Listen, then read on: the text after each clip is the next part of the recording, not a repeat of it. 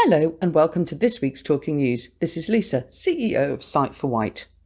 It has been a lovely week in the office. Although the weather hasn't really played ball, we have welcomed members back on our Wednesday and Thursday groups and yesterday to the first Striders Walk.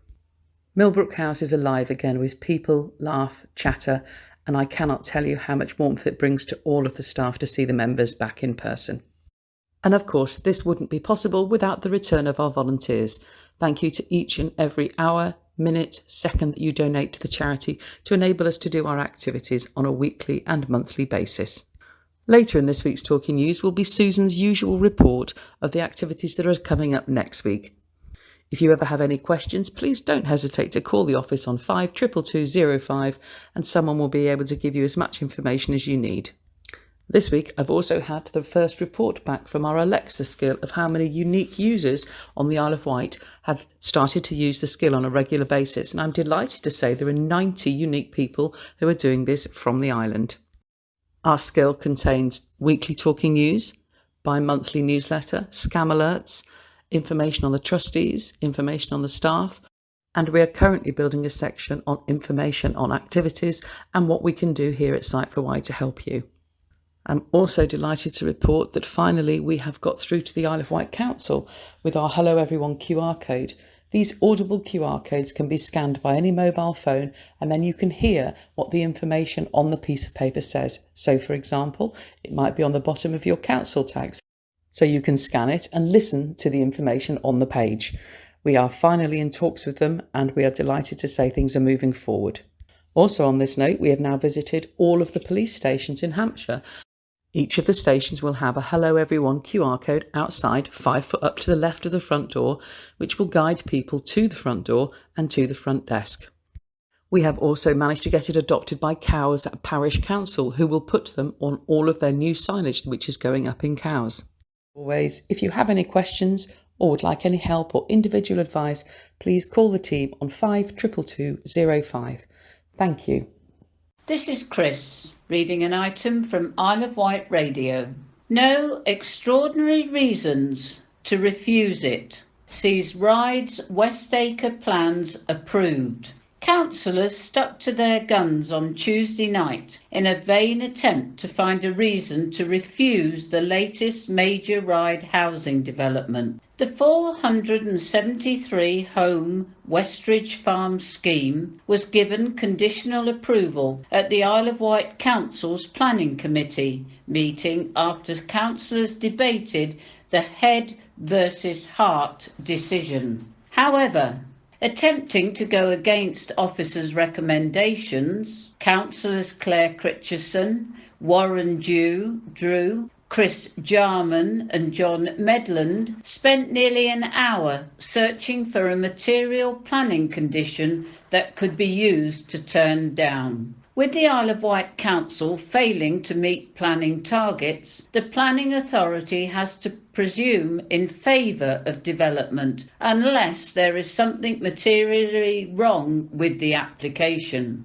Planning officer Sarah Wilkinson said, "We are not looking for an extraordinary justification to approve the development. We are looking for an extraordinary reason to refuse it."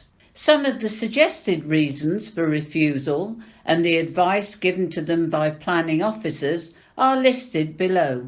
Human rights. Councillor Jarman worried the rights of many were overlooking the rights of a few, but planning officers said they had considered it in their reasoning but must be balanced against other planning conditions in the acceptability of the scheme.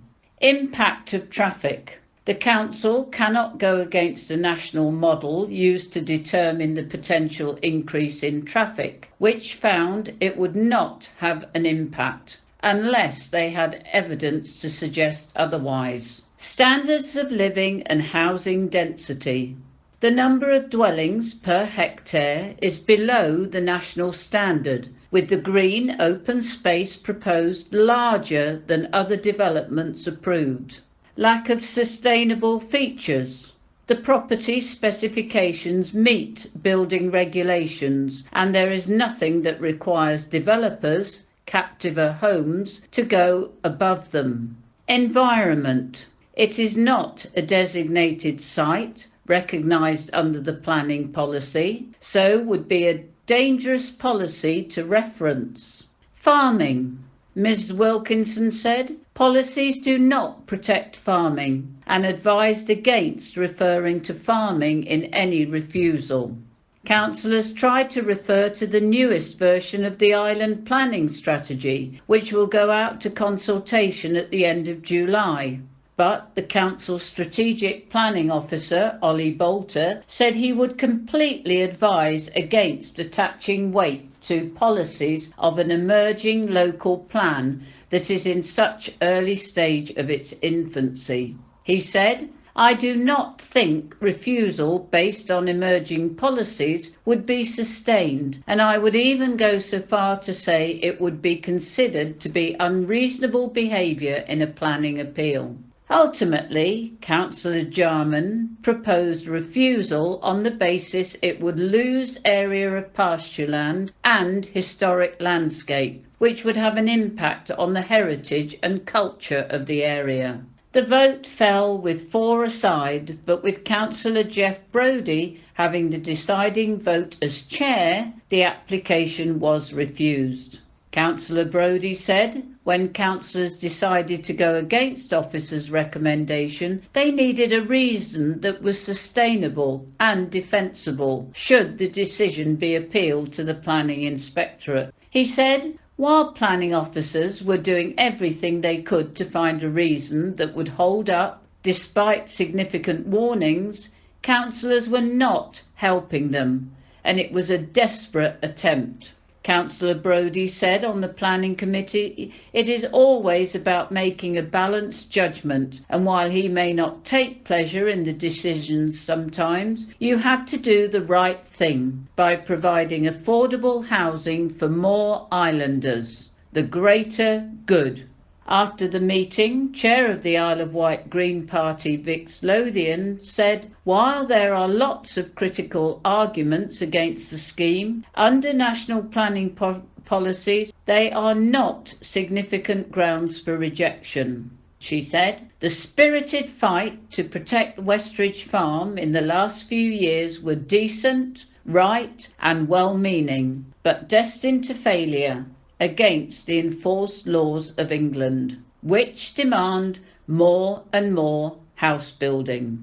Islanders are rightly angry that, yet again, another mass housing development has been granted and will see acres of productive farmland being carved up and tarmacked over.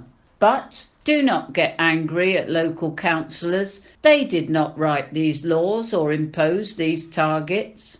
Get angry at the Conservative government who wrote these laws and continue to fail to protect our precious countryside. They are the root of this misery, and their representatives deserve our scorn for being members of that party and allowing this to happen. This is Patrina reading an article from Island Echo. St George's Way to reopen in both directions in mid-August. St George's Way in Newport will reopen to traffic in both directions by the 16th of August, but work won't be fully finished until resurfacing is completed on the 27th August. The council scheme, the latest phase of ongoing investment to ease congestion in and around the county town, is designed to help resolve bottlenecks at St George's Way caused by traffic queuing on the approaches to Coppins Bridge and the Matalan roundabout. It is said that the necessary carriageway widening should be completed on either side of the Furlongs Junction by the end of this week, following which the junction itself will be reconstructed. This work will mean the access in and out of Furlongs will be suspended between Monday the 2nd of August and Sunday the 14th of August. Access and crossing facilities of St George's Way will be maintained for pedestrians at all times, with traffic diverted via Stapler's Road. Once completed, the current traffic management will be removed over the weekend of the 14th and 15th August, when St George's Way will revert to two-way. The diversion route will be lifted and all taxi ranks will revert to their pre-work locations. While St George's Way will be reopened in both directions, there will only be a single lane of traffic in either direction until the carriageway has been resurfaced and lined. This work will take place overnight between Wednesday the 18th August and Friday the 27th August, after which it will be fully opened. The only remaining work will be the laying of high-friction safety surfacing. This treatment requires the road to be worn before it can be applied, so this will be undertaken towards the end of the year. Councillor Phil Jordan, Cabinet Lead for Transport and the Infrastructure, said, "While notices will be erected on site in advance of these phases, we are keen to highlight these forthcoming changes to traffic management in the area. Though the diversion route has generally worked well, as we enter the final phase of work, we would also like to thank again the local community for their support so far during this project." This is Michael reading from Island Echo. 5G finally arrives on the Isle of Wight, and the good news is it's not just for Cowes Week. EE has announced it has switched on its 5G network in Cowes ahead of the upcoming Cowes Week regatta. More than 100,000 spectators enjoyed the sailing and live entertainment at Cowes Week each year. The increased coverage and capacity of EE's 5G network will enable customers to enjoy faster speeds and greater reliability at even the busiest times during the regatta, whether that's to share photos and videos, connect with loved ones, or access their favourite apps. It's been confirmed that EE has added a permanent 5G service to Cowes, meaning that local residents, businesses and visitors will be able to benefit from an enhanced mobile experience all year round. This is true for anyone on BT Mobile too. Mark Alira, CEO Consumer Division, BT Group, said, "With visitors set to flock to Cowes for this year's regatta, we're pleased to be providing improved connectivity. Our 5G network will help ensure our customers stay connected during Cowes Week so they can make the most of their time there, whether that's sharing photos with family and friends or accessing their favourite apps and online services." This is Brian reading an article from On the Wight. Who to call on the Isle of Wight if a flood happens. The Isle of Wight Council have put together a handy list of contact details of who to call in the event of flooding. With more rain forecast for this week, the Isle of Wight Council has moved to provide some helpful advice and guidance for islanders affected by flooding. On Sunday, 70 millimetres of rain fell in some parts of the island, causing localised flash flooding, particularly in the north-east of the island, including Binstead. Though highway drainage systems across the island are cleaned as required, and the gullies in Binstead were cleaned only last month, there are occasions during exceptionally heavy rainfall when these are simply overwhelmed by the volume of water entering them. In such instances, materials washed into the gullies from adjoining land will also, in many cases, reduce their effectiveness. With further rain forecast for later this week, the Council has issued the following advice and guidance to assist those affected by flooding. If you need to be evacuated because of severe flooding or damage, contact the police or dial 999. For general issues around flooding, contact the Isle of Wight Council on 01983 823 600. This also doubles up as the COVID-19 support line. If you believe the flooding is from a main river or the sea, contact the Environment Agency on 0345 988 1188. The Environment Agency also provides help on flooding issues via its floodline 0345 988 1188. To report flooding on the highway or drainage issues, contact Island Roads on 01983 822 440. Notify Southern Water if flooding affects your mains, sewage, public drains by calling 0330 303 0368. Notify the National Grid to report a gas leak as the result of flooding on 0800 111 999. Notify SSE of electrical issues such as power cuts by calling 105. For non-emergency calls pertaining to vulnerable older people, call Adult Services on 01983 823 340 in office hours or 01983 821105 out of hours. NHS 111 for non-urgent health concerns. Other useful contacts.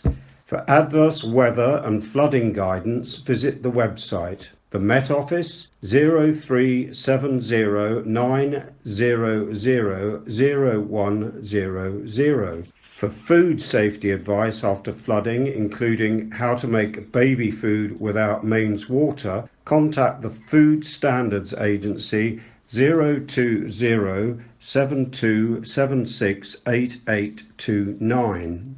Trading Standards 01983 823 000. Be wary of cold callers offering services following a flood at your property. For more information about the Isle of Wight Trader Approval Scheme, visit the website. Think about flooding before it happens. The Council or the Environment Agency can tell you about the dangers of flooding where you live. If available for your neighbourhood, sign up for free flood warning messages from the Environment Agency's floodline 0345 988 1188. Make a personal flood plan for what you will do in a flood. Advice is available from the government website. Prepare your home in case there is a flood. This includes flood-proofing, floorboards and air brick covers. Advice is available from the Environment Agency. Buy flood insurance to protect your home and your belongings.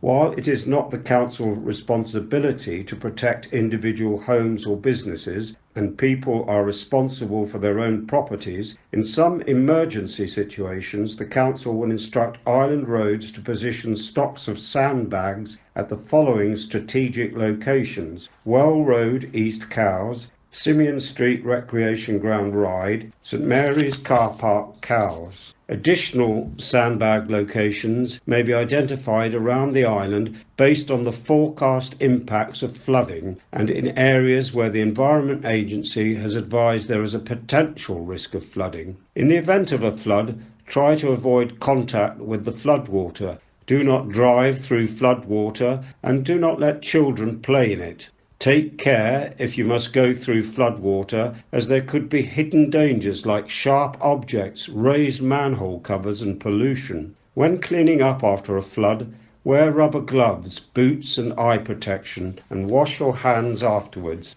If your home is flooded, do not use petrol or diesel generators indoors to dry out your home. The exhaust gases contain carbon monoxide, which can kill. Speak to your insurance company about losses and clean up, including the removal of damaged property. Bagged flood-damaged property can be taken to the tip. Larger furniture items may need specialist removal. If this is not covered by property insurance or you do not have insurance, please contact waste.contract@iow.gov.uk for advice on waste removal. This is Petrina reading from Isle of Wight Radio. Isle of Wight Sailors Atlantic Challenge raises £10,000 for charity. Isle of Wight sailor Natasha Lambert's Atlantic Challenge has raised more than £10,000 for charity. The multi-award-winning disabled adventurer sailed around 2,800 miles from Cowes to the Canary Islands. Using her famed Puff system, she took part in the ARC 2020, which started in Las Palmas. The unique and clever system uses open source software, a series of swishes, a RAM, and electronic winches. Natasha was raising money for the RNLI, the Eleanor McCarthy Cancer Trust, and the Miss Isles School of Sip Puff sailing, accompanied by her dad Gary, mum Amanda, and sister Rachel. Natasha encountered all sorts of conditions, including a lightning storm that lasted for 2 days. She arrived at St. Lucia on December the 11th at 6:30 a.m., 18 days, 21 hours, and 39 minutes after setting out. On arriving in the Caribbean, Natasha said, "This isn't the end. I want to do so much more." The total raised by this expedition being £10,029, to be split equally by the 3 charities. This is Michael reading from Isle of Wight Radio. Isle of Wight Triplets graduate from same course at same uni. Triplets from the Isle of Wight are celebrating after graduating with first-class degrees in the same subject at the same university. 3 years ago, Charlie, Harry and Thomas White from Wootton all chose to study geography at the University of Portsmouth by pure coincidence. The trio hadn't even discussed their university choices with each other, but just happened to have all applied for the same course at the same university. Harry said, "One of our school teachers was a Portsmouth geography graduate who'd recommended the university, but we hadn't planned to attend together until we realised we were all interested in the same course and were all impressed by the facilities and the lecturers. The brothers have always enjoyed sport together, especially sailing, mountain biking and golf." Thomas said, "The 3 of us have always been close and competitive. Choosing the same university meant we could spend time together and compete against each other, so it made perfect sense to study at Portsmouth." Not only did the brothers, all 21, study for the same degree, they took almost identical modules and all played for the same ultimate frisbee team. Thomas was this year's ultimate frisbee club captain and credits the sport for helping them cope through the pandemic. He said, "The ultimate frisbee club is like one big family, so once we could start training again, we felt so much happier. When we were able to play the few matches that have gone ahead, we saw them as an opportunity to get every single club member out there playing. We just wanted everyone to have a good time after such a tough year, and felt that being inclusive and getting every player involved massively improved people's happiness and well-being." Charlie said the COVID situation helped them focus on their academic work because there was nothing else to do but study. Even though the pandemic has been tough and Portsmouth has been like a ghost town, the triplets are grateful they will be able to attend an in-person graduation ceremony. Harry said, "I feel thankful that graduation is going ahead. I know that not all universities are doing in-person ceremonies, and it's such a shame. I think it would have felt a bit demoralising to have an online ceremony, so I am really pleased to have the opportunity to cross the stage at the Guildhall, and it will be amazing to see everyone again." Mark Hardiman, senior lecturer from the School of Environment, Geography and Geosciences, said, "It has been an absolute pleasure to teach Charlie, Harry and Thomas over the last 3 years, and I am delighted their hard work has paid off." This is Brian reading an item from Isle of Wight Radio. Isle of Wight Council leader praises neighbours of Newport homeless shelter.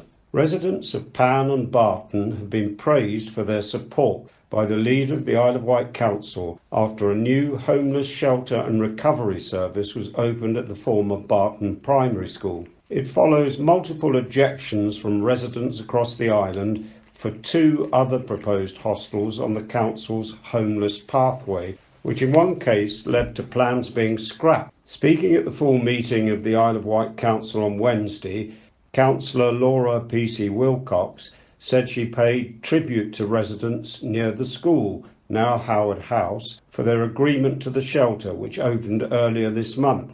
Howard House has the capacity to start the rehabilitation process for 17 homeless people. Councillor P.C. Wilcox also thanked Councillor Jeff Brodie for his hard work before the shelter opened to ensure the community was comfortable and accepting of the hub. Councillor Brodie questioned at the Cabinet meeting last week whether the Council's lead on adult social care, Councillor Carl Love, would agree it was imperative and important that the provision of facilities to address the needs of homeless people required the approval of local residents.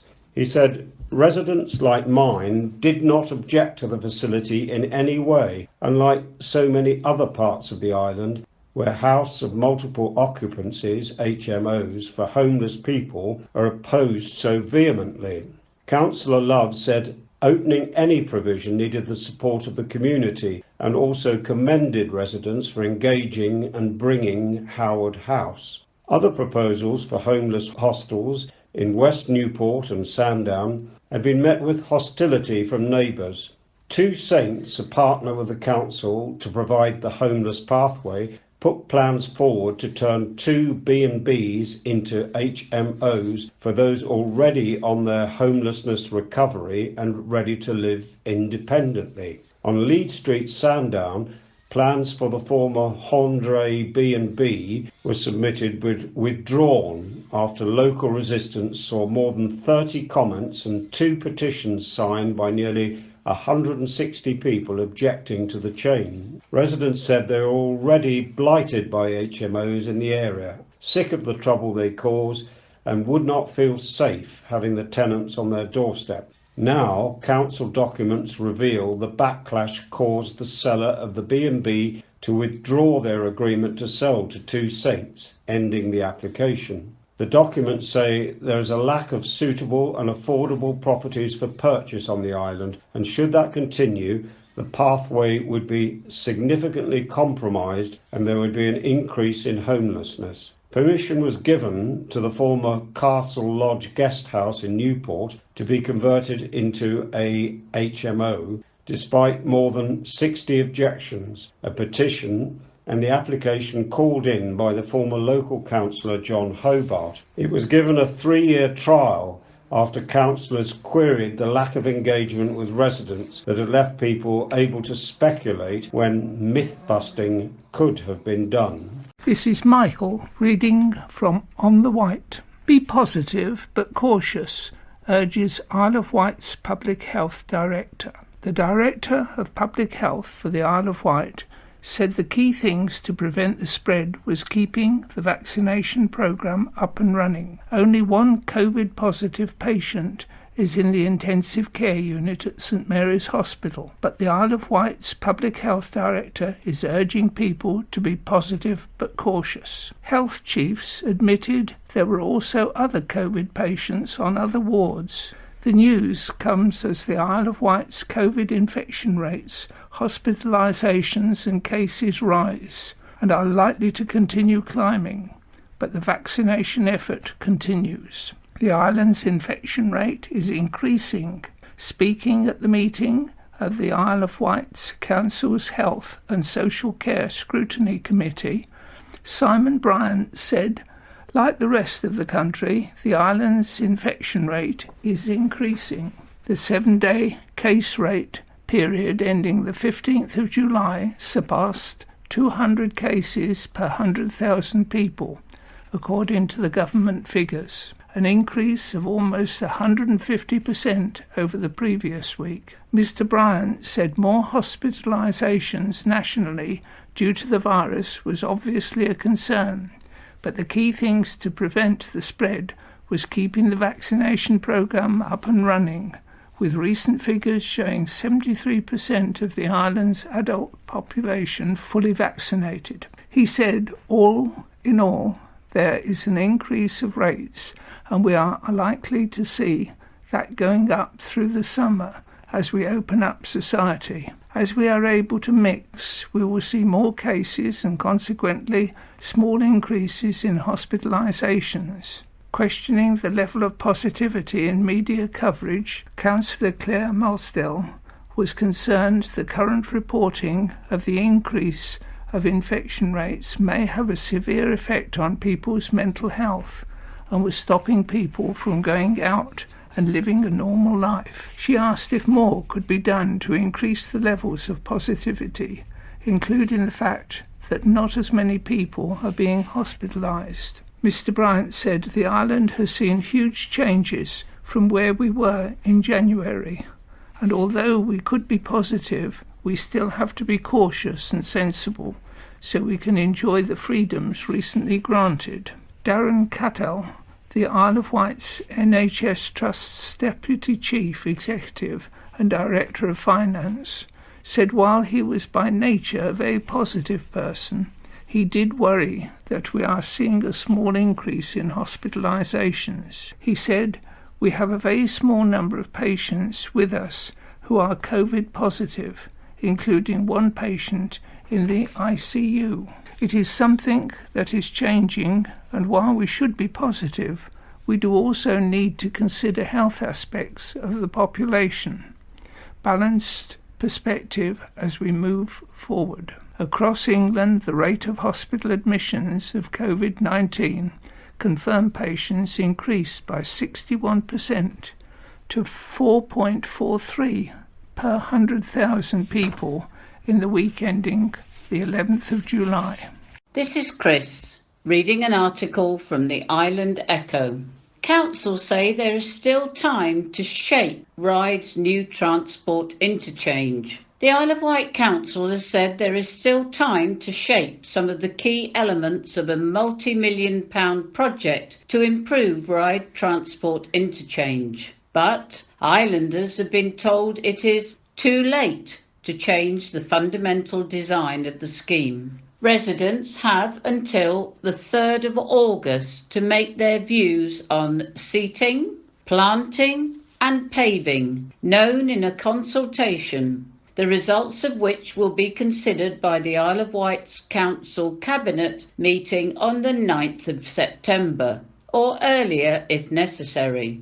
The project aims to improve facilities and connectivity for cyclists, pedestrians, bus and rail users, as well as Whitelink Fastcat passengers, with the interchange area reorganised to provide a more pedestrian-friendly area with additional areas of public use. The scheme is supported by a government grant from the Transforming Cities Fund, following a successful bid by the Isle of Wight Council, Portsmouth City Council and Hampshire County Council, together as South East Hampshire Rapid Transport, for 55.6 million, 10 million of which is earmarked for the Ryde Transport Interchange improvements. Other key elements of the wider project are being delivered by Whitelink, by transforming the disused tramway into a pedestrian and cycling boardwalk up the pier, and South Western Railway, which will refurbish the terminal building to create new, fully accessible toilets and expanded concessions. The council's element on which views are being sought involves remodelling the bus station to provide a safer environment for bus users and pedestrians, as well as more public amenity space. A new road layout will also allow buses to exit the bus terminal and head straight up George Street, but it comes at the cost of traffic lights being installed. The current consultation is seeking feedback from the community on the key elements which define the look and feel of the area, including landscaping and planting, bus carriageway surfacing, curbing, pedestrian paving and seating. The consultation also invites wider comments on the scheme, which will all be taken into account when discussed by Cabinet. Although it is clear that decisions have already been made, with islanders told that it's too late to change the layout. Councillor Phil Jordan, Cabinet Lead for Transport and Infrastructure, said there have been well over 250 submissions to the consultation so far, and much wider discussions about this project, all of which is to be welcomed. We are a council that wants to hear from our residents and businesses, and we are keen to take our forthcoming decisions based on as much feedback as we can get. I would urge anyone interested in this project to make their views known through the consultation. This is Michael reading from Isle of Wight Radio. Revealed.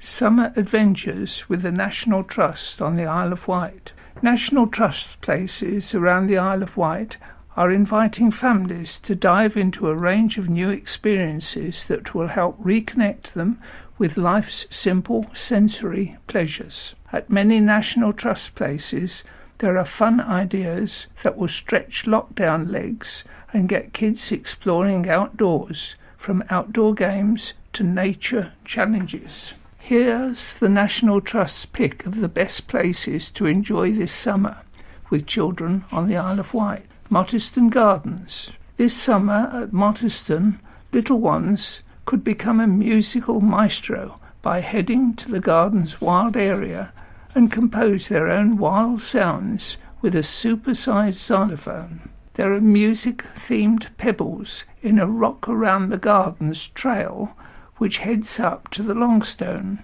and a mystery animal trail leading to a bug hotel. The Needles Old Battery. Children can go on a wild adventure in the west this summer at the Needles Battery. Upon the downs, kids can discover just how many little wild plants and flowers grow on the important chalk grassland. On the back of the old battery, they can create a home for bugs in a giant lighthouse. Newtown National Nature Reserve. Little explorers can travel back in time this summer to Newtown. Hidden around the meadows are words forgotten in time, but once used by the people of the Isle of Wight to describe the world around them. This is Patrina reading from Island Echo. Police alerted after marine flares washed ashore taken by members of the public. Potentially dangerous marine flares that washed ashore at Bryston are said to have been removed by a member of the public, with police now alerted to the situation. The Needles Coast Guard rescue team were mobilised to Grange Chine off Military Road this afternoon, Wednesday, following a report of a container of marine flares having washed ashore and further objects in the surf. Once on the scene, it was reported to officers that the flares had been removed by a member of the public. A spokesperson for Needles CRT has said, "We can't stress enough how dangerous and even volatile degraded tapes, time-expired pyrotechnics can be."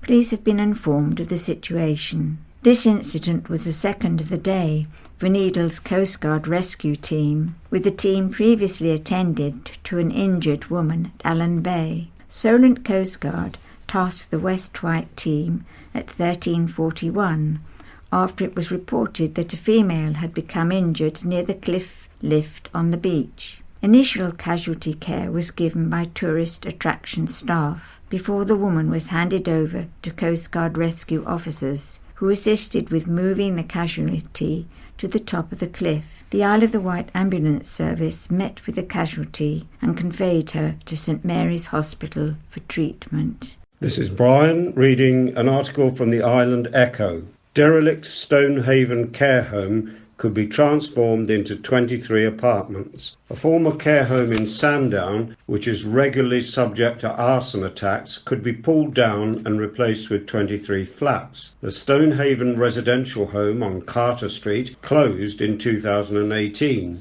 It had previously been given planning permission to be converted into 16 flats, but the scheme is yet to begin. Cost to convert the existing building is said to be significant and will continue to rise, according to the planning agent Phil Salmon. Documents submitted under the new application claim the development value of 16 flats do not justify the building cost.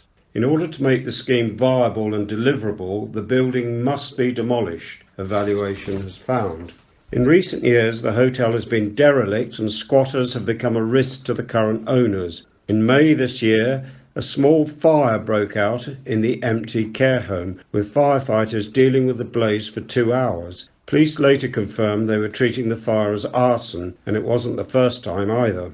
The current poor condition of the site is said to now be at odds with the well-maintained residential properties in the area, especially being opposite the Grade 2 listed St John's Church. The building originally served as the vicarage, later being converted and extended as a hotel, then a care home, before support from the council was withdrawn as previous owners were unable to upgrade the facility to meet standards and regulations. Faro Properties of London are now seeking to demolish the building and construct a new 3.5-storey building with 23 one-bed and two-bed flats. There would be no affordable flats as part of the scheme, as adding that aspect, Mr Salmon said, would render it undeliverable. It is proposed a contribution is provided to off-site affordable housing instead. This is Petrina reading an article from On the Wight. 69th peer-to-peer charity swim confirmed with 150 swimmers. The Isle of Wight will be represented by 50 of the 150 swimmers entered in the 69th peer-to-peer Sea Swim Challenge on Saturday the 7th of August 2021, with the starting gun at noon from the beach alongside the Sandown Pier. The swim is across the 1.8 miles of the bay to the beach by the Shanklin Sandown Rowing Club, next to the site of the Shanklin Pier that was destroyed in the 1986 storms. Among the island entries is Millie Williams, one of the 3 swimmers in the under-21 category. Millie is a triathlete and has qualified for the GB Team World Sprint Triathlon Championships, so this will be a good test for her. Millie's mum, Hayley Malaki, said, "When I swam the event, we had to start by jumping off the pier. This sea swim will certainly challenge Millie, but it is a great event." Also taking part from the island will be Victoria Thornton Field and Sandy Sikognia, who are well known for their enthusiasm for getting people swimming in the sea. They founded the Swim the Wight Community Interest Co., which wants an island where everyone who wants to swim, this includes non-swimmers who use the water for recreation, health benefits, in the sea, can swim safely, and where the benefits of sea swimming are known to all, regardless of physical and mental ability.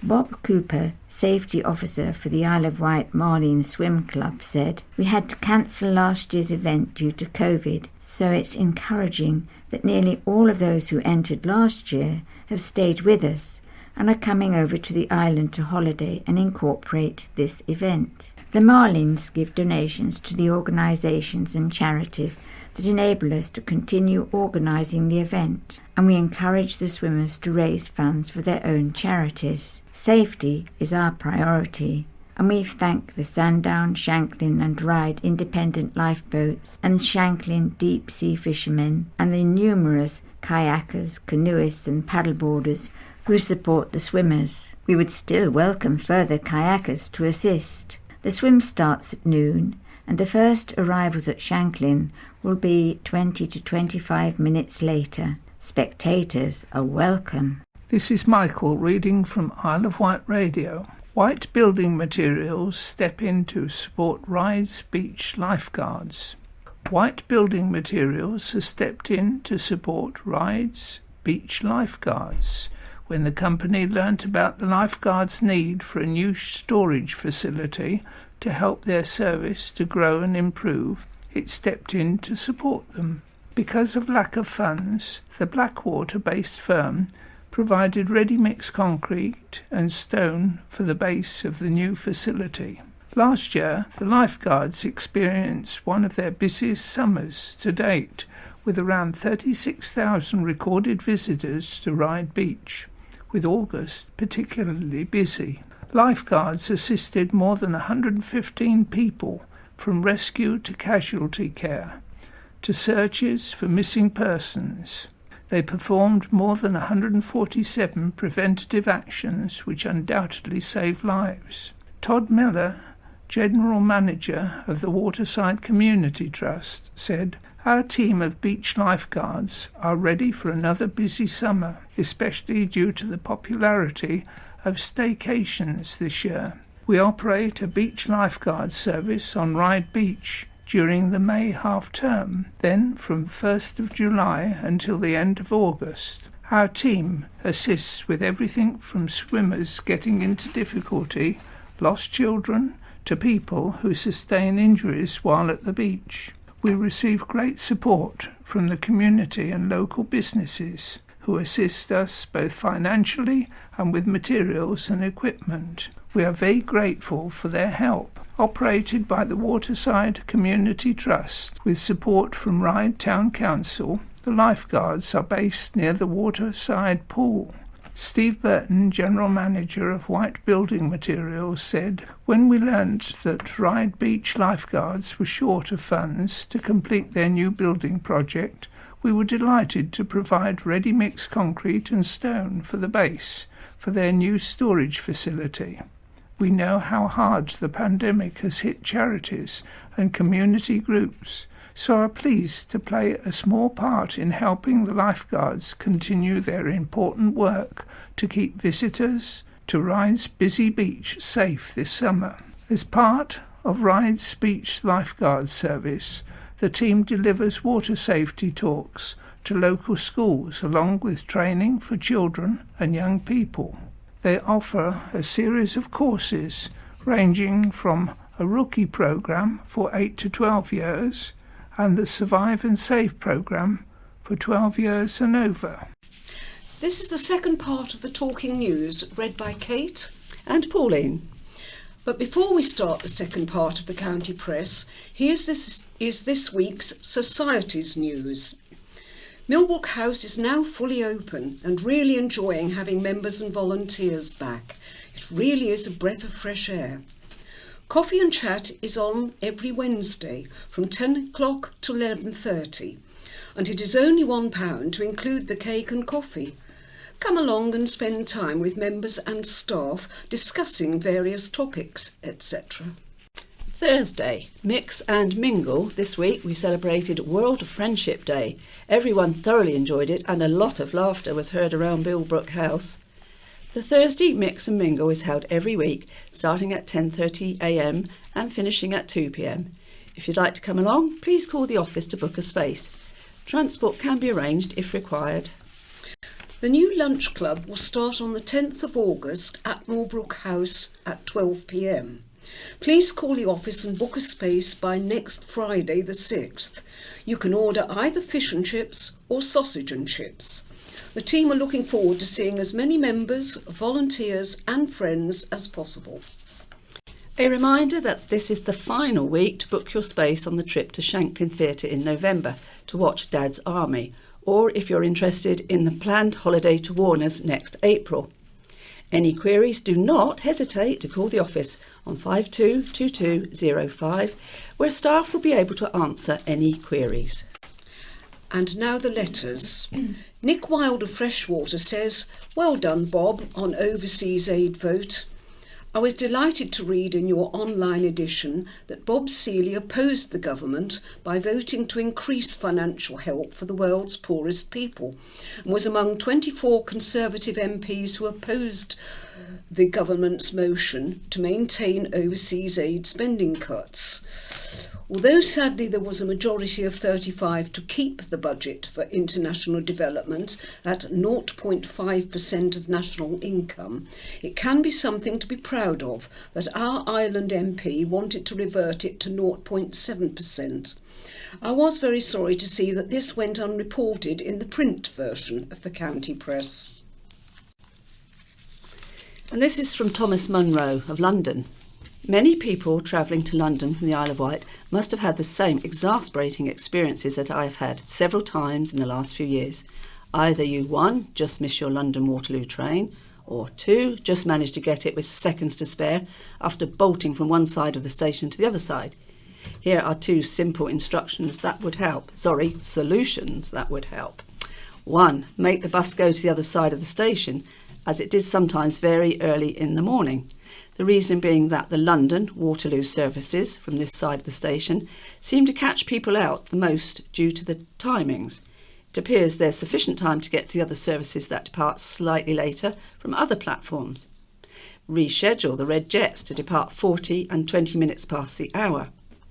We're paying very high prices for this service, and this unnecessary stress always puts a real downer on any trips I make and is really off-putting. Please, Red Funnel, fix this problem as soon as possible. It is so important for island tourism and business travellers that they don't have unnecessarily complicated journeys to get from the island. Geraldine Fletcher of Knighton says that the 3% NHS pay rise is still an insult. Levelling up, more a kick in the teeth. A 3% increase for NHS staff means nurses who have put their lives on the line throughout this pandemic on a starting salary of £18,000 will receive £540, whereas CEOs and senior executives on salaries in excess of £200,000 plus, who have spent the last 16 months either hiding under their desks or working from home, will receive, at 3%, an extra £6,000 plus, or put another way, a sum equal to a third of an entry-level nurse's annual salary. Insulting doesn't begin to explain the injustice. From Martin Thomas of Ventnor. Who could want more than Ventnor paradise? I wish to write to you about Ventnor today, a town with more artistic talent and originality than anywhere else on the planet. I've been to London, Stoke, Portsmouth several times, and on a school trip to Germany as a young person, and none compares to my slice of paradise right here. What makes Ventnor so much better than all of the other towns on the Isle of Wight is that it has a uniquely comforting familiarity. It is like Groundhog Day, but with lots of very lovely things repeating, and a comfort in this joyous repetition. For example, should you pass the Crab and Lobster, you may spot some dishevelled-looking fellows such as myself and friends, who are regulars on the scene. Debauched but friendly, and while some may query our choice to drink the same drinks in the same pub on the same days, yes, days plural, we are very comfortable in our routine. We know we shall see the same faces and have the same conversations every day, week, month, year, with a few details changed, of course, but we flipping love it. I myself have not left the town to venture to the likes of Bonchurch, Shanklin or St Lawrence for around 4 months now. I have my work in Ventnor town, my flat and my girlfriend. I actually feel quite sick when I depart the town to go elsewhere. I hate leaving and find the other areas grotty by comparison. I hear people say, "You must travel, Martin, experience life on the other side." As stated, I despised London on my one and only trip in my 20s. Cried the whole time I was in Germany as a child. Portsmouth was full of strangers in cheap-looking blue polyester shirts with job site adverts on them. I've no time either for any of the other towns over here, and no need to ever leave the big V. Would you leave heaven for a place in purgatory? The lovely thing is that there are lots of people who share my mindset, people who would happily spend all our time here and never become restless. The most beautiful sights are in Ventnor, the best people, and as stated previously, the best arts scene in the world. Whether you like music, comedy, poetry, film, eccentric street buskers, superb charity shops or theatre, V-Town knocks spots off any of the other areas. Where else could you get 5 CD albums for £1? Not bargain bin CDs, chart albums such as Will Young. What inspired me to write this is a former friend of mine who visited Austin in America in 2019, then returned to live in Brighton and came back gushing about the festivals and live events in these cramped hovels before trying to return to Ventnor as if he would be welcomed with open arms. Needless to say, I soon severed all ties with him. Even the Twilight film cast such as Robert Pattinson and Christian Stewart stayed here when they visited, although I'm not so keen on Katie Price, who I believe at some stage darkened our town. If you've never been to Ventnor, or if you live in another part of the Isle of Wight, then you're wasting your life, in my opinion. You have something upon your doorstep which is so much more fulfilling, the sunshine capital of the Isle and the artistic heartbeat of this little island. But I want to keep this part secret, as do not want us being flooded with all the other townsfolk. I do urge Overness to steer clear also, as I do not want our town to lose its identity as being a local town for local people. To anyone wanting to move here, try Shanklin or Sandown perhaps. If they let anyone in over there, I will wave at you from my paradise. The Hoy info is correct, says David McKinley of Chale. Most historical research can be overturned when new information comes to light, and I will be quite happy to have my research overturned when new information is produced about the foundation of the Hoy monument, which I researched in my capacity as a parish councillor when the monument had to be refurbished some years ago. With this in mind, I took the advice of Nicky Buckle, County Press Letters of the 23rd of July, and turned to Google for up-to-date information on the subject. I found the following under the heading Ventnor and District Local History Society. In 1814, the Tsar of Russia, Alexander I, hailed as the saviour of Europe from Napoleon Bonaparte, visited London and Portsmouth. And although he did not make the short journey across the Solent to visit the island, Hoy nevertheless decided to commemorate the visit by erecting a 72-foot high column at the northern end of St Catherine's Down. The editor's footnote is, to be fair to Miss Buckle, she contacted the county press after publication to admit her error and getting her Tsars confused. This is from Malcolm Watson of Ryde, Pricey Pints. I note the article, Bembridge's White Knuckle Ride, County Press 23rd of July, did not include the price of the new craft ale, now on sale at the repurposed Pilot Boat Inn. At £5 a pint, the traditional footfall will be moving up the hill to the benefit of Ye Old Village Inn, where pints of various beers are still available at a much more reasonable price. Profit isn't a dirty word for a ferry company, says Cliff Bennett of Cranmore. After the latest clutch of Whitelink bashing letters, I have decided to redress the balance a little. The last thing Whitelink would have wanted was their flagship to blow an engine just as lockdown was easing. In marine terms, the vessel is hardly run in, and further proof that nothing is built to last these days. Rather than risk a similar occurrence, the company wisely decided to have all 4 engines rebuilt, which meant that the vessel was out of commission for several weeks.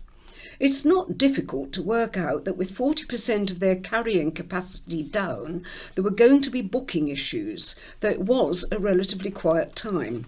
However, the good old British public failed to grasp that you can't get a quart into a pint pot, and made a big issue of the situation. Whitelink didn't just sit on their hands, and within 48 hours they had introduced a 24-hour, 7 days a week, back-to-back service at great expense to themselves and enormous inconvenience to their staff, who worked punishing extra shifts to keep the service running. The staff behaved with consummate professionalism and good humour throughout, even though some of them suffered tirades of verbal abuse. I was at times ashamed to have to sit in my truck and watch.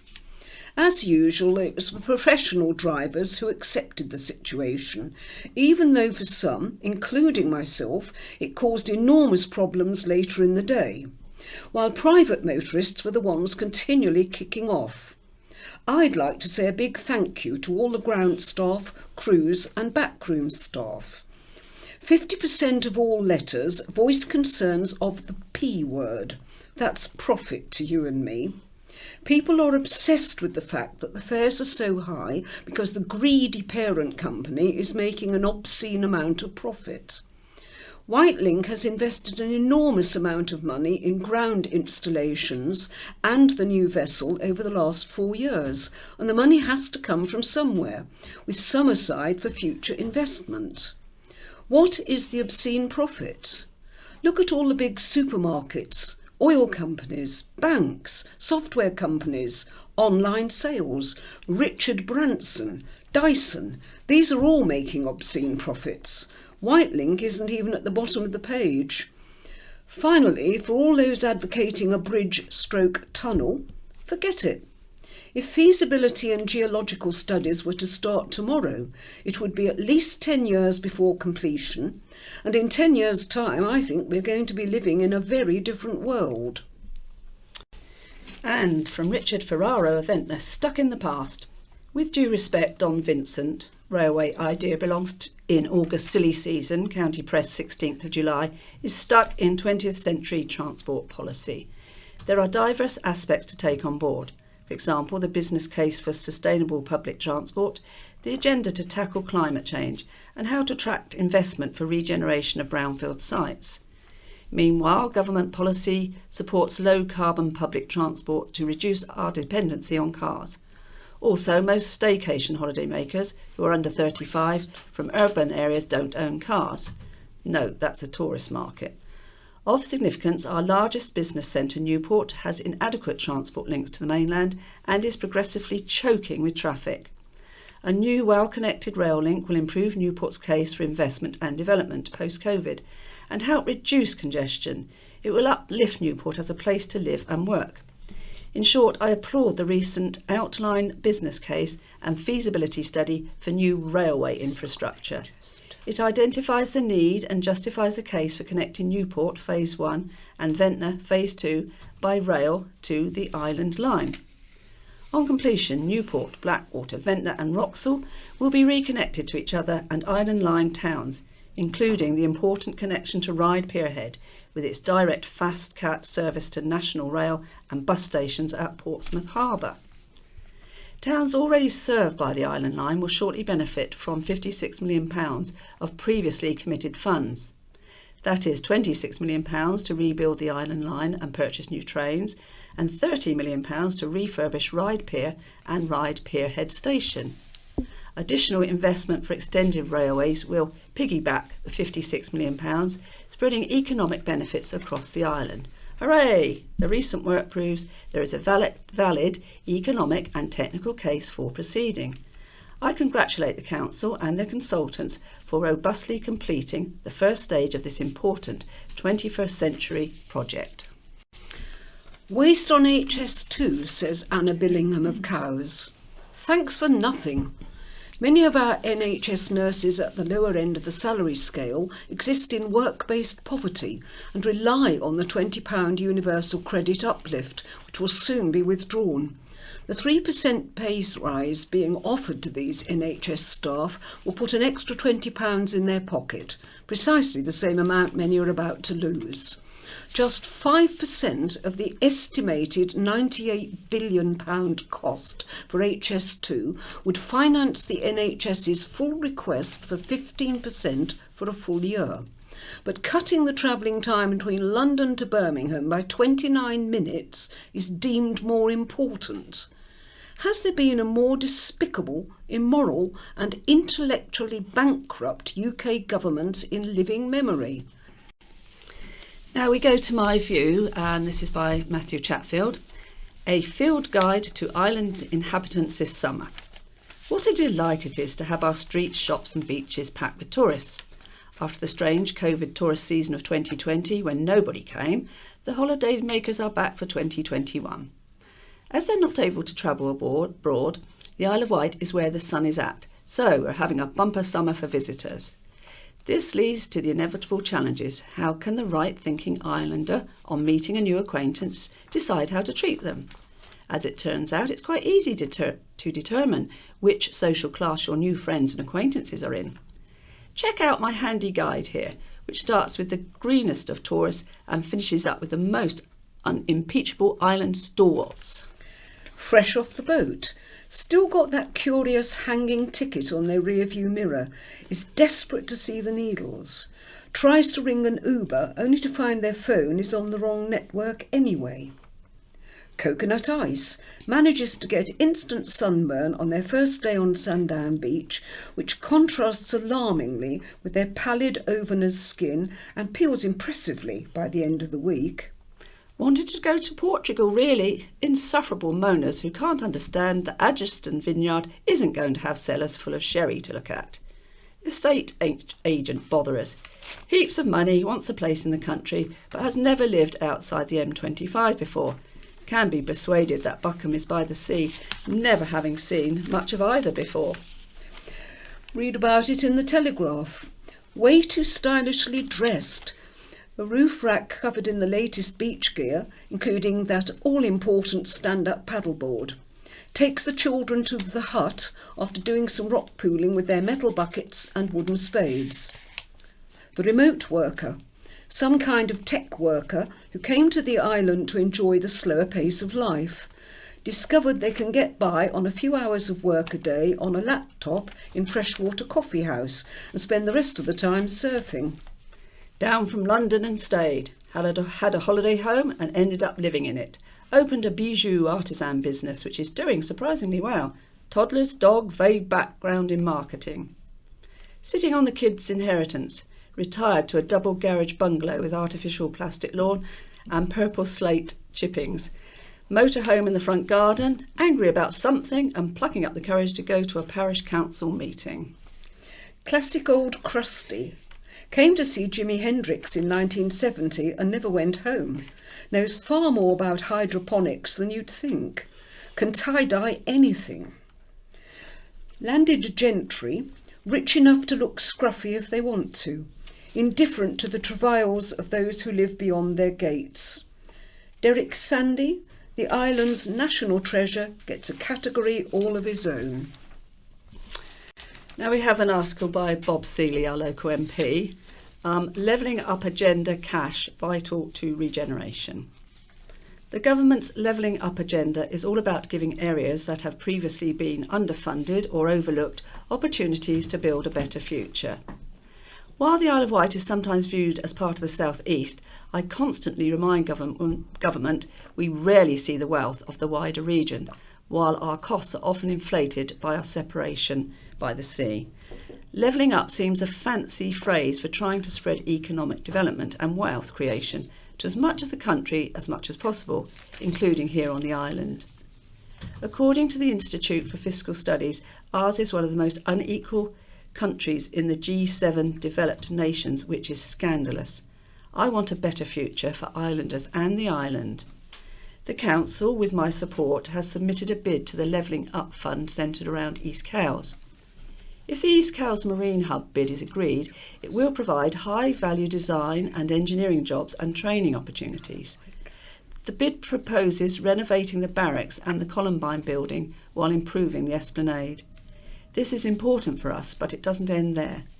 For me, levelling up means so much more than one bid.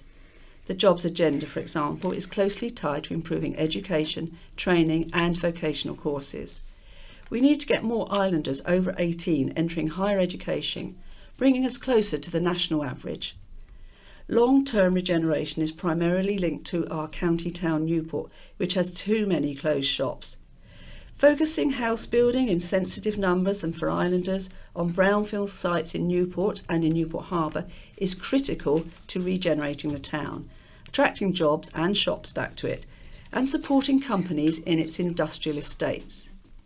Investing in our town centres is also critical to protecting our landscape. Regeneration cannot mean low-density, out-of-town greenfield development, which has already damaged the island. Regeneration of town centres and improvements in industry and education must go hand in hand, with protection of the countryside for its historic landscape, our quality of life and our visitor economy. On that point, I was appalled to see another awful, car-dependent, low-density, greenfield housing approved this week, Westridge near Ryde. We urgently need an island plan in place to stop developers and their agents doing lasting damage to the island. We need regeneration of our towns, not concreting over our green fields. Money is being used to help tourism during the summer, says Jonathan Bacon, the Isle of Wight Council Cabinet Member for Environment, Heritage and Waste. I read the letter in the county press of the 23rd of July from Councillor Adrian Whittaker about the assistance the Isle of Wight Council has offered in the coming weeks to help keep our busy seafront areas tidy and attractive. I had to read his views in the county press as he did not communicate with me or any of my fellow councillors to air his views or, importantly, to ask for any information about the proposed assistance. When the new Alliance administration took office, we found there was some government money available for a limited period and subject to various restrictions. A quick decision had to be made as to whether to accept it, which we did. The money comes from the Welcome Back Fund. It is a temporary fund only supporting temporary measures. I am surprised Councillor Whittaker does not know more about it, as similar offers have been made to parish and town councils. We have applied the money as best we can to help our tourist island over what promises to be a very busy summer. We all know the benefits to the tourist trade also bring the problems of increased litter and damage to the environment.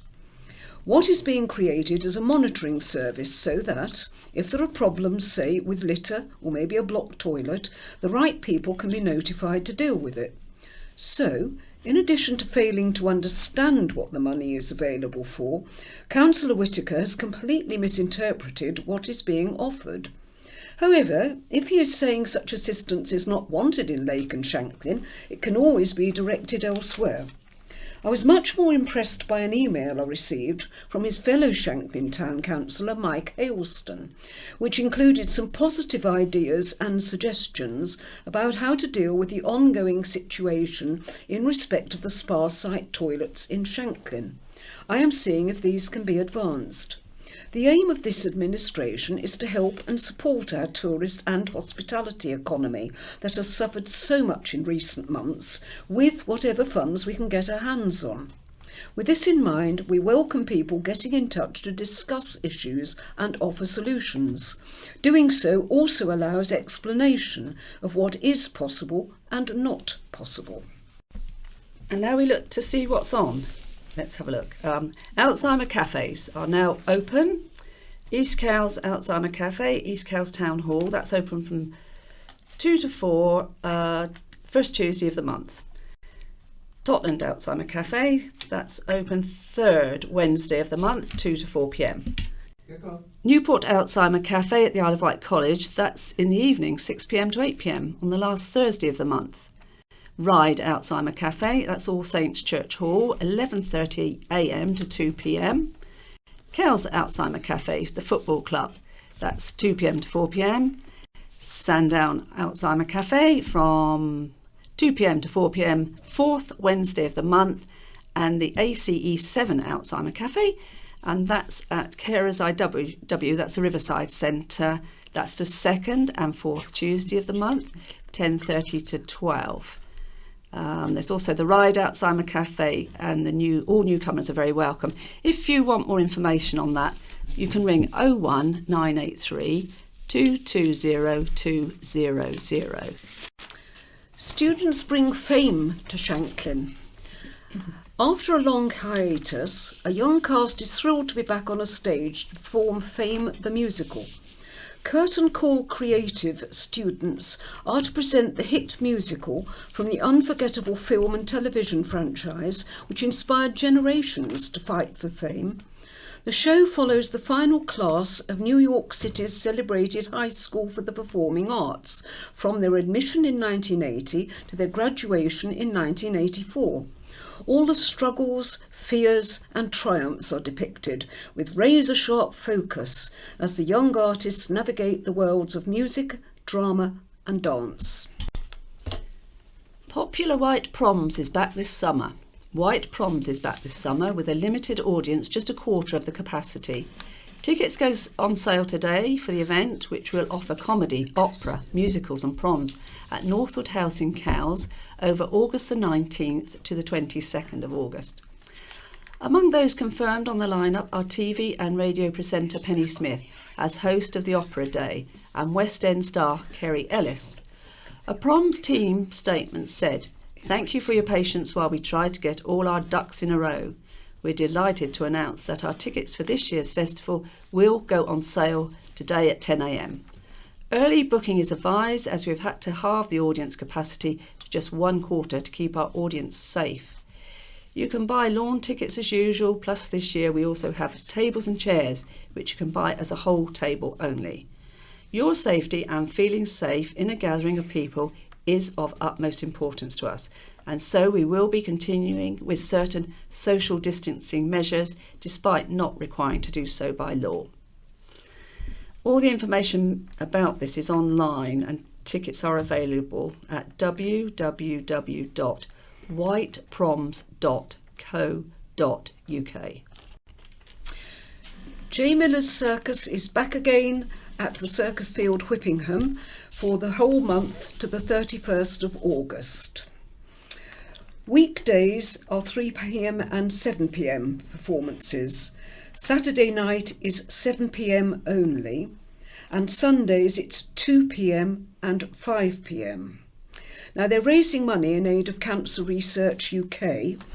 There's a massive free car park, and the special offer for Saturday nights only is all seats and all classes are £10, and it can be booked in advance. So the box office is open on the site from 9:30 a.m. daily from now, the end of July. The circus ticket line is 07976 655 180. A couple of events that are not going to take place this year. One is the Sweet Corn Fair, that's off for this year.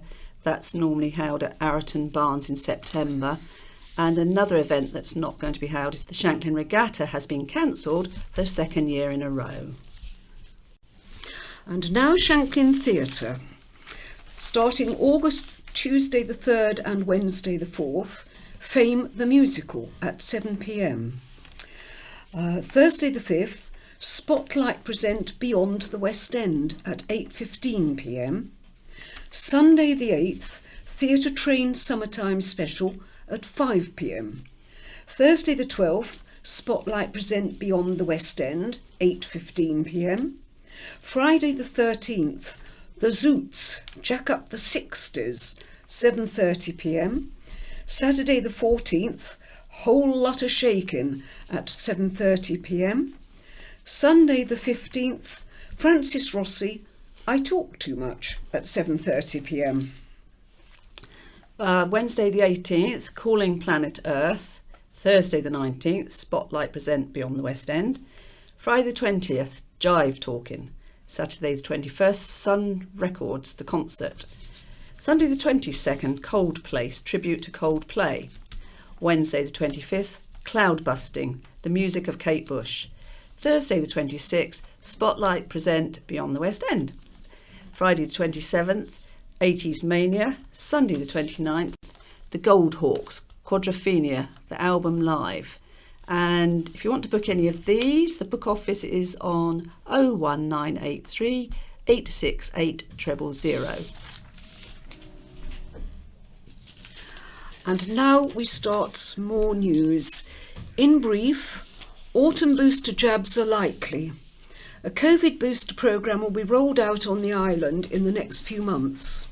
A third jab will be given to those in the top 4 priority cohorts who were vaccinated first during the initial COVID vaccine rollout. Falling into those categories are those over 70 years old, in care homes for older adults as well as their carers, clinically extremely vulnerable individuals, frontline health and social care workers. Starting in September, people will receive another dose of the vaccine they had before, either the Pfizer-BioNTech or Oxford AstraZeneca. It is possible flu vaccinations will be given at the same time as part of the annual winter programme, although NHS England and NHS Improvement has not yet confirmed this. Speaking at the Isle of Wight Council's Health and Wellbeing Board yesterday, Thursday, Dr Michelle Legg, the NHS, Hampshire, Southampton and Isle of Wight Clinical Commissioning Group's clinical director for the island, said further guidance would be given over the summer, but they were engaging with colleagues in primary care and pharmacies. Latest figures show 104,986 islanders have had first doses of the vaccine, while more than 90,400 people have had both doses. A Ryde man has been jailed for 3.5 years after demanding money at knife point. Kieran James Thompson, no stranger to the court with 12 previous convictions for 22 offences, admitted robbery and possession of a knife on May the 19th, 2020. He had originally denied the offences and the matter was set for trial, until Thompson changed his plea on June the 14th to make admissions. Thompson, 25, of Hyde Park Square, had been in custody on remand. Roderick Blaine, prosecuting, told the court a man had arranged to buy some cannabis and meet a man called Rodney in the car park of the Co-op supermarket in Ryde. Thompson turned up on a motorbike or scooter and allowed the man to smell the cannabis but not see it. Thompson then got off the bike and produced a knife demanding money. The man described the knife as having a 7-inch blade, and an independent witness who saw the incident said a 4-inch blade. The victim ran off and threw some money at Thompson, who was swiftly arrested afterwards. Mr Blaine outlined Thompson's previous offences, including 2 separate assaults on his former partner. Graham Gilbert, defending, said Thompson had a determination to address his drug taking and behaviour and had shown remorse. He said he is very keen to point out he's viewing his incarceration as a positive, a chance to arrest the slide. Since he's been a remand prisoner, he has been clean for 6 weeks and wants to gain a qualification. He said Thompson's offences were tied up with his mental health and things had started to go wrong when he was offered a table tennis scholarship at 17, but financial difficulties meant he couldn't take up the opportunity. His first conviction followed that same year in 2012. He started taking gateway drugs, which led him to the path he is on today. He said mental health services were concerned by his state of mind. Judge David Melville said Thompson had quite a collection of convictions. On jailing him, he said, drawing a knife on someone, demanding money is a very serious offence. Taking cocaine worth £200 a day was a passport for disaster. The iconic Bandstand restaurant in Sundown, known for its huge windows and stunning architecture, has been targeted by a vandal in the early hours. A man was caught on CCTV throwing rocks into 3 of the large windows, smashing them all, then casually walking off towards the town. It appears he filmed himself doing it on his phone. Restaurant owners Paul and Donna Rowling have released the footage to the county press in the hope the vandal could be identified and brought to justice. Paul asks anyone with information to contact the police on 101 and quote a crime reference number, long number 20210 7220 490. The incident happened at around 4 a.m. last Thursday. Paul was alerted at 6:30 a.m. when a passerby saw the destruction. The restaurant team was devastated by the news, especially coming at the height of the busy season and just as they emerged from lockdowns. Housing junior doctors, nurses and paramedics on the island has become such a problem health services have started to be affected, the Isle of Wight NHS Trust Board heard. Key medical staff were said not to be taking jobs or filling short-term positions at the hospital due to the lack of accommodation. The situation had recently got worse as holiday accommodation, which was used during the pandemic lockdown, was now being used by staycationers. With an increase in ambulance activity to higher than pre-pandemic levels, the service cannot be supplemented by private teams as they have been in the past due to the difficulty of providing the accommodation for their crews. It was also noted as a risk in the Trust's efforts to recover elective surgery waiting times after a backlog of more than 1,000 people waiting more than a year for surgery built up due to the COVID pandemic. Chief Operating Officer Joe Smythe told the board meeting the short-term recruitment issues were causing a risk, particularly in the emergency department. He said, "We're finding it very, very difficult to fill posts on a locum or a bank basis for a few weeks because people simply cannot find accommodation on the island."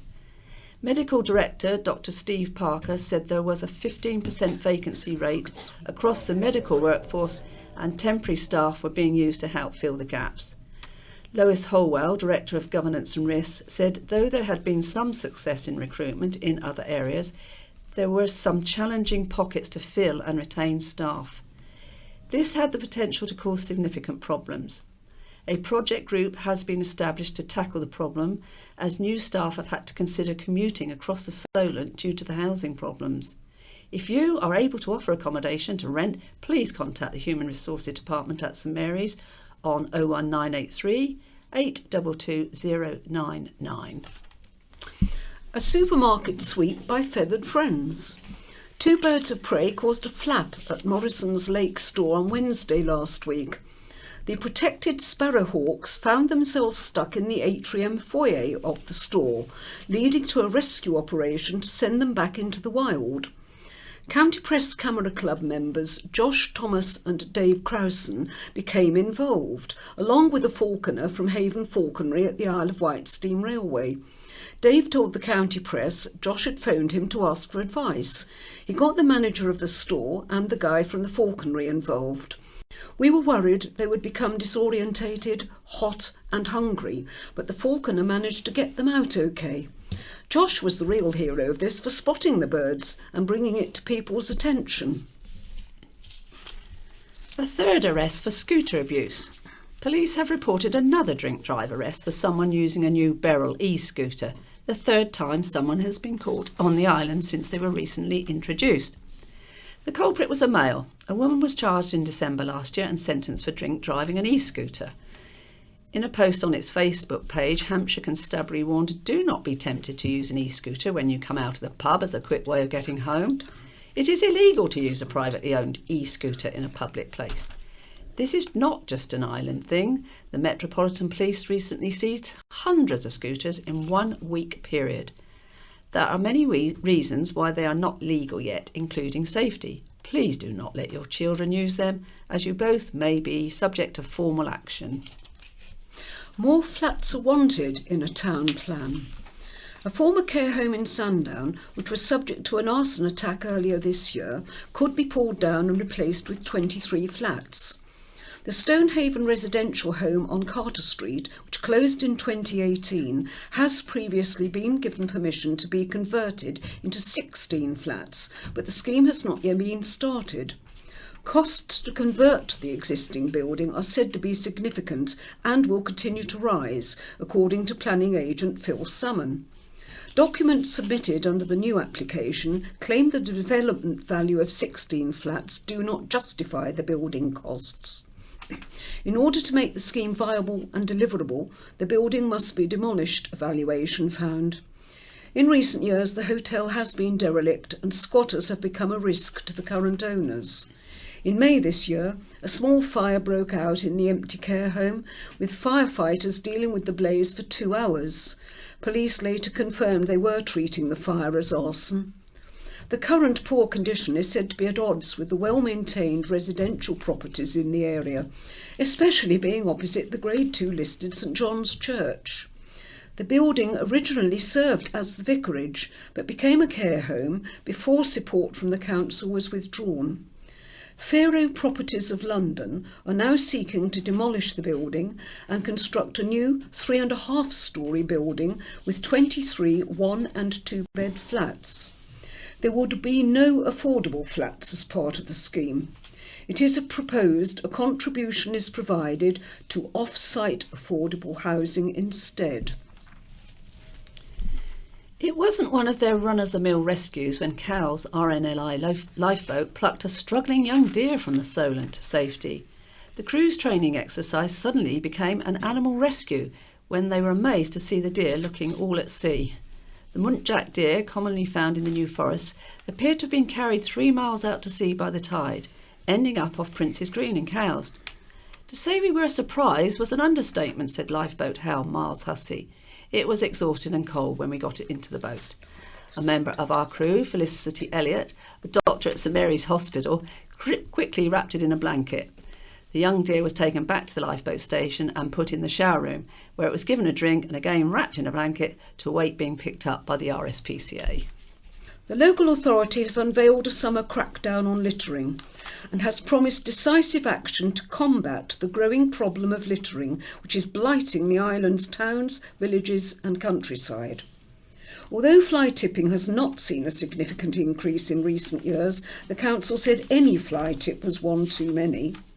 Leading the charge for change is the council member for the Environment and Waste, Councillor Jonathan Bacon, who chaired the first meeting of a cross-party group formed to tackle the unsightly menace. He said the aim of the group was clear: to produce a full action plan to deliver meaningful improvement and a change in behaviours to reduce littering and tackle wider waste and fly tip issues which concern so many island communities. The island is a special and unique place, blessed with areas of outstanding natural beauty, granted UNESCO Biosphere status and numerous sites of special scientific interest, conservation areas, historic towns and unique and protected wildlife. As we can see, the island is being polluted by a minority of individuals who do not have sufficient care for the island. The amount of littering and fly tips, including litter dropped from cars in the countryside along our coastline, in our town centres and in our car parks, is simply unacceptable. Litter and fly tipping is environmental vandalism. It blights neighbourhoods and the countryside. It's a threat to local wildlife and livestock. It's a source of pollution and a danger to public health. We need a proactive and coordinated approach to ensure our island is kept clean, and wherever possible those who litter and those who fly tip are identified and suitable action is taken against them. Over the coming months, the group of 11 councillors, supported by senior managers from the neighbourhoods team, will develop a rolling action plan to reduce fly tipping and littering through community engagement, education, innovation and a review of enforcement. In the meantime, the council is taking steps to help ensure the island is looking at its best during the peak holiday season by launching a summer litter prevention campaign. Councillor Bacon added, "We've made our position clear on this matter. Enough is enough. We simply won't tolerate fly tipping and littering on the island, and our new Task and Finish group will be looking at how we can reduce instances of both. I see this as a positive step in restoring pride in the community and educating people to learn the rules, from the smaller issues of dropping litter to the bigger problems of fly tipping. Together, let's keep our beautiful island tidy." The group is due to bring forward a detailed report later in the year. Prince Michael of Kent made a 2-day visit to the island last week. He was accompanied by Isle of Wight Lord Lieutenant Susie Sheldon on the visit. At the Isle of Wight Steam Railway, Prince Michael enjoyed a round trip, travelling first class in a rebuild of an 1864 Oldbury coach. He unveiled a 50th anniversary memorial plaque in the Haven Street station yard, which paid tribute to all those who contributed towards the success of the railway over the last 50 years. The Prince was then taken on a tour of the Train Story Museum. The following day he visited Sandown Seafront to celebrate the 100th anniversary of the War Memorial. Sandown and Shanklin Inshore Lifeboat provided a guard of honour on his arrival, and pupils from the Bay CE School presented the Prince with a personally designed mug. The Prince then went to the Broadway Centre, where he presented the Queen's Award for Voluntary Services to the Isle of Wight Bus Pass Partnership. The award was received on behalf of the volunteers by Alan Stott, and the citation was read by Dr. Nicholas England. After the presentation, His Royal Highness met volunteer drivers and regular users of the bus service. Residents of Binstead were among those most affected by flooding at the weekend, when more than a month of rainfall was recorded in just a few hours. People living in areas such as Gordon Close and Cemetery Road had floodwater and sewage cascading through their homes. It was the third time it has happened in the area in the past 9 years. Paul of Cemetery Road was one of those affected as water levels began to rise. He said there's a stream which runs around the back of the houses and doesn't clear the water quickly enough, so all the sewage came out and went through people's homes. Water in our kitchen was about waist deep, just under the countertops, damaging the washing machine and filling the oven. It's taken our shed out and knocked our fences down. The Hampshire and Isle of Wight Fire and Rescue Service arrived very quickly, and the community came together to help each other, with everyone helping to clear each other's houses out and offering support. Sarah was in a philosophical mood, despite furniture and other possessions being strewn across her lawn. She said, "We've only been here for 4 months and were assured past flooding issues had been resolved. The community spirit helped everyone to keep going and nobody was hurt, so we need to look at the positives. Everything else is material. It's not nice, but it's an act of nature." Several cars suffered damage, while the lack of readily available sandbags, the nearest supply being in Simeon Street, Ryde, caused consternation for residents. And that's the finish of that for us today, so it's a goodbye from Pauline. And goodbye from Kate. In Touch follows, a Paralympics special. After being postponed last year, the Paralympic Games have been given the go-ahead for 2021. We talked to some of the para-athletes, their chef de mission, and hear what to expect. BBC Sounds. Music, radio, podcasts. Good evening. Now, back in 1948, a small group of recently spinally injured men and women held what amounted to a small sports day at Stoke Mandeville Hospital, simply regarded as rehabilitation for their injuries. And the idea of an 80,000 crowd at a purpose-built stadium cheering on disabled athletes would have seemed incredible. And yet, that little sports day was the starting point of what is now rated the third biggest sporting event in the world. Can't think what the other two are. OK, history lesson over, because today, with the Tokyo Paralympics just under a month away, we want to see how this event in Tokyo, which of course some people believed would never happen, can live up to the reputation the Paralympics has built up. Because we're in touch, we're looking at it particularly from the standpoint of blind and partially sighted athletes. We have two of those with us, plus the woman who's in overall charge of the Paralympics Team GB, matron, I suppose you might call her, and a blind broadcaster who'll be bringing us all the Paralympic news from Tokyo. I'll let you all introduce yourselves, if I may, starting with a woman who's hoping to bring back a medal in one of the toughest Paralympic events, the triathlon. I'm Alison Peasgood and I'm a visually impaired para-triathlete, having won 2 world titles and a Paralympic silver medal. I hoped you wouldn't be too modest to mention all that. Now, visually impaired athletes have a fine reputation in the sport of judo. We're sending 4 judoka, that's the proper plural, I think, to Tokyo. So let's welcome one of them. My name is Elliot Stewart. I'm an under 90 kilo visually impaired judoka.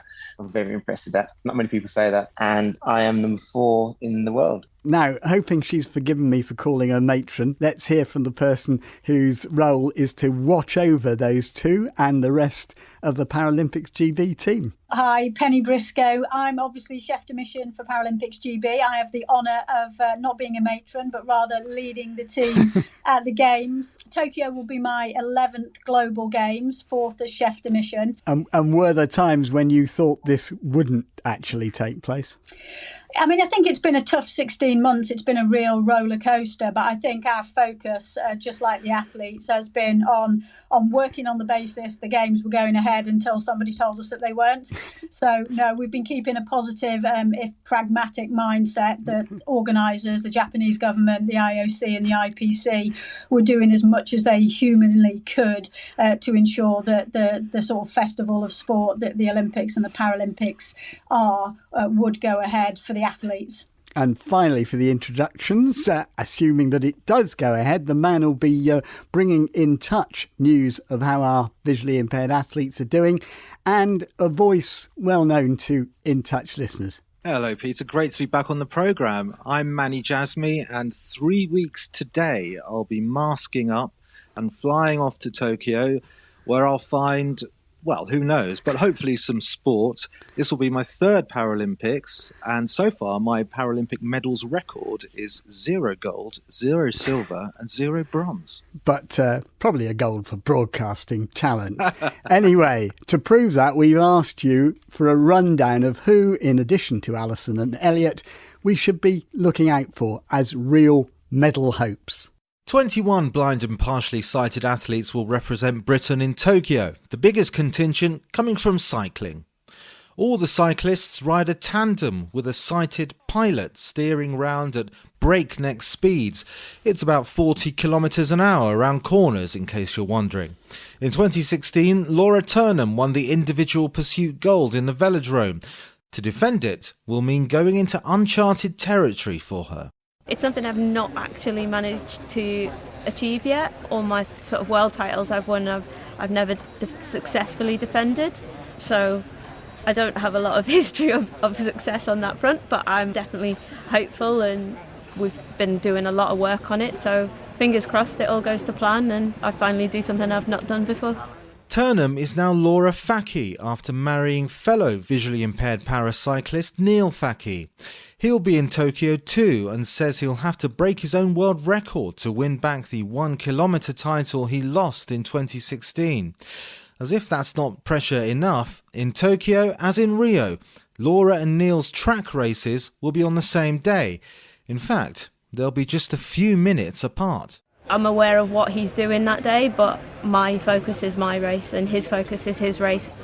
We do care what the other one's doing, of course, but I don't really want to use the word selfish, but I think there is that element to it where you can just shut it off, do what you need to do, and then I'll deal with that later.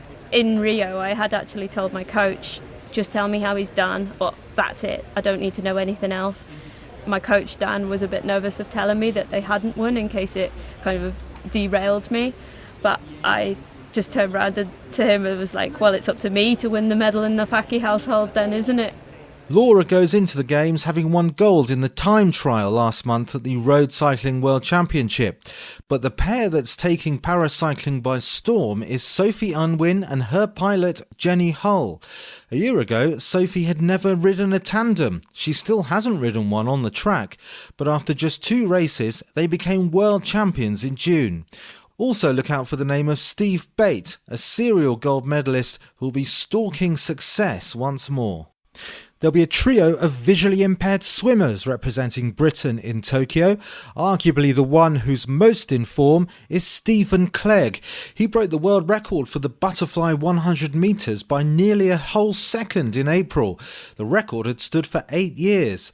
His sister is Libby Clegg, who will try to defend her 200 metres gold medal in athletics. In that sport, javelin thrower Dan Pembroke was denied a chance to compete at the Olympics by an elbow injury, but after his sight deterioration, he now qualifies for the Paralympics and has been described by British athletics as being Paralympic podium potential level. No pressure. But just because you're fancied doesn't mean you'll win, as Neil Fackie found out at the 2016 Games. 5 years ago, I came away with a silver in Rio. I went in as overwhelming favourite to win, so it was hugely disappointing. You know, as much as we love doing it for winning, that fear of losing is pretty strong in most of us athletes as well, and I don't want to be in that position again. That report by Manny Jasmy. Stay with us, Manny, and we'll come back to you. But let's first of all find out some more about our 2 guests. Alison Peasgood, why triathlon? I mean, it sounds incredibly gruelling. How did you get into it in the first place? I was originally a runner at university. I missed out in Beijing Paralympics and kind of lost my focus and focused on university and qualifying as a physiotherapist. And when I watched London, just the excitement around the Paralympics, it made me want to be part of Paralympic sport again. And to be honest, like getting on the tandem, like I've always been a runner and I love running, but getting on the tandem and going fast, nothing beats that feeling. And I think for you, the triathlon is a real sort of family affair, isn't it? Yeah. So obviously my husband, he was a guide for the visually impaired athletes prior to Rio. And then obviously his brother is a para-triathlete and a paracyclist. Let's bring in Elliot Stewart, because judo is a family affair for you too, isn't it? Yes, it is. I was born in 1988, and that was the same year that my dad won a bronze medal in the Seoul Olympic Games. So yeah, I was pretty much born into judo, and I've been training hard ever since. And I think you and your brother, Max, you're both involved with a club in Birmingham, which is intended to encourage other blind and partially sighted people to give judo a go. Yeah, exactly. We continued the club that my dad opened after he retired from judo. And then me and my little brother Max, I say little brother, he's bigger than me now, but we carried on the club. And we've always had the Olympics and Paralympics on the same level. So we've always introduced people that are welcomed from Paralympics and able-bodied side all into our club. So we run a club that's catered to everybody. I mean, you fought as a sighted judoka and as a visually impaired judoka, and I'm interested to know how you would compare them. See, at first, when I was a sighted player, I didn't really see the difference. But now doing both and losing my vision and then moving over to the para side of things, there's a massive difference. As in, when you're a para judoka, you start on the grip, so you're holding on to your opponent all the time. So a lot of the stamina and the strength of the competition comes from your upper body and your forearms, whereas in your sighted judoka, it's a lot more about moving and gripping and ripping off grips and avoiding your partner. So there's been a lot of adaptations. But being on the mat for the first time, I'll never, ever forget just that overwhelming respect for people that are visually impaired and that have lost their vision, that are out there doing any sport, not just judo, doing any sport. They are true heroes to the paras. A question to both of you, perhaps starting with Alison. I'm just wondering how much the constant uncertainty about when and if these games would take place, how much problems that caused you in terms of the training, and was the extra year, beneficial? I don't know. It was definitely been a tricky time, and I've had ups and then I've had downs with it. But as athletes, we have to learn to adapt. I've certainly had a lot of things, injuries and illness in the past, where you've just kind of got to adapt what you're doing and move forward. And you always just had to focus on the games happening and always having that in your head that was still what you were working towards. But I actually set myself like little goals throughout last year so that I kept on achieving something. So you didn't sort of lose focus in what you were doing. Because, there's always this thing about your peak and you being at your peak. And I just wondered are you more at your peak now than you would have been in 2020? I don't really know. I actually came off the back of 2019. I'd had a virus myself and that led to a problem with my heart. And I actually didn't know what to expect going into 2020, whether I was going to be at the right sort of fitness level. So it has given me an extra year to just keep getting stronger. So it's probably no bad thing. And Elliot, what about you? You know what? The pandemic's been horrible, and the extra year and people not knowing, like last year, if the games was going to be on or not, it's been dreadful. But like I said before, like para athletes especially, we're used to adapting. Like Aislinn said, she adapted, and that's what we do, and we adapted. And I think the extra year is taking it as a bonus. It's giving me an extra 12 months to fine tune, to iron out those little details, to look over my opponents, to have a few more contests under the belt, to have that extra year at being a para athlete for me, and then going in stronger than last year, I suppose. Let me bring Penny Briscoe back in. I mean, just explain some of the measures that are going to have to be taken to keep people safe. And I'm thinking particularly of people who are visually impaired athletes, given the importance of contact and touch in the things that we do. Yeah, I mean, I think it's important to, recognise that a lot of the measures that will be in place in Tokyo are exactly the same measures that the athletes have had incorporated, if you like, into their daily training environments over the last 16 months. And I think that from a visually impaired or blind athlete perspective, that the key mitigations, first and foremost, is making sure that all the information is accessible either on the athlete's phones or whatever it is that they use, so that the sort of the environment's brought to life, if you like. I think familiarity is absolutely critical in terms of ensuring that they know their way around both our Paralympics GB team environment, but also getting to the dining hall safely, getting to the transport mall safely, those kind of things. And then obviously ensuring there's sort of like mitigations in place for guides and support personnel as well. And there was a time, wasn't there, when people who use a guide when they run were actually being told they couldn't do it. I'm not sure how true that was in the actual real athletics world. Alison, how much of a problem was it and is it? I'm not going to lie, it was huge for me. Like, some athletes don't, but I rely on a guide to run every run session with me, to take me out on the tandem, even just to get about. And so during the sort of height of the pandemic, you weren't allowed to do anything with anyone other than your household. Fortunate for me, happened to marry someone who can swim, bike and run as a guide, but it meant I couldn't do anything with anybody else. You couldn't do anything with your racing guide or the training guide that I was normally doing things with. So it was for me, it was a level of independence being taken away again. Let me just bring in Manny quickly as a reporter. You've been, as you'd say, to a couple of the previous games, but for this year, a lot of the elements that bring excitement to the games, crowds and all that, are going to be very different. I'm just wondering, what difference do you think this might have, perhaps particularly for visually impaired athletes? Well, yeah, I mean, that's something I've thought a lot about myself because, on the one hand, crowds in sports, like swimming and athletics, push the performers on. But on the other hand, for visually impaired athletes who have guides, it might make communication a bit clearer.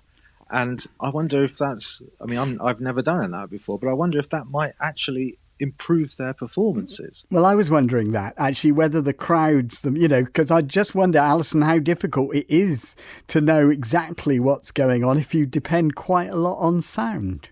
I don't know, you've obviously never met my guide Nikki, but she can always make herself be heard, no matter how noisy. And actually, a crowd does still lift you.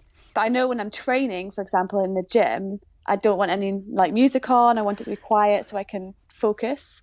So, yeah, it's a kind of mix of both, really. So it could be an advantage. And Elliot, I think you and other judokas use sound quite a lot. Yeah, we do. When we're competing on the mat, our coach will be in the coaching box. So he will always relay how long's left of the contest, which is always a critical part of most of our fight plans. So, yeah, not having a crowd has its ups and downs, has its pros and cons, but so taking the best from it, I'll be able to hear my coach a lot clearer and get that information across a lot quicker. Penny Briscoe, just quickly before we go, looking ahead, there's a scheme, I think, called From Home to the Games that you're involved with to find the Paralympians of the future, because in Paralympic sport, people can rise to the top quite quickly. Can you just say just a few words about that and how visually impaired people might get involved in it? Yeah, it's a system-wide talent identification campaign, and I think previous campaigns that we've been involved with have attracted thousands, literally, of applicants, both across Olympic and Paralympic sport. So sign-up's for free. It's available to anyone between 15 and 35 who's got an eligible impairment, and the list of impairments is on the frequently asked questions page. There's a series of tests that the applicants can submit, and I just really encourage anyone that's interested in parasport, find out whether you've got an eligible impairment and do really give it a go. It's a fantastic movement to be involved with. I think, it's a great opportunity, and what a time to be involved in parasport. Thanks for telling us all about that, and we would also urge people to take part. All I can add now is to wish the whole of the Paralympics GB team, especially Alison and Elliot, the very best of luck. Alison Peasgood, Elliot Stewart, Penny Briscoe and Manny Jasmy, thank you all very much indeed. That's it for today. You can email with your queries and comments intouch@bbc.co.uk or visit bbc.co.uk/intouch, from where you can download tonight's and previous programmes. From me, Peter Wight, producer Beth Hemmings and studio managers Jonathan Esp and Sue Stone Street, goodbye.